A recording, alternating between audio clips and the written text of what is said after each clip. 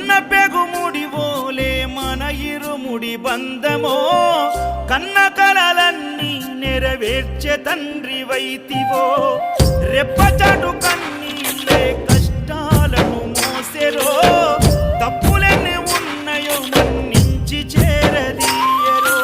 ఓర్వలేదు కలికాలం నాయి పయనం ఆపలేదు పలికిన నోరారా శరణం కాళ్ళు కాలిపోయినా సీమునెత్తురొచ్చినా సల్లసెమటలు వట్టి సొమ్మసిల్లినా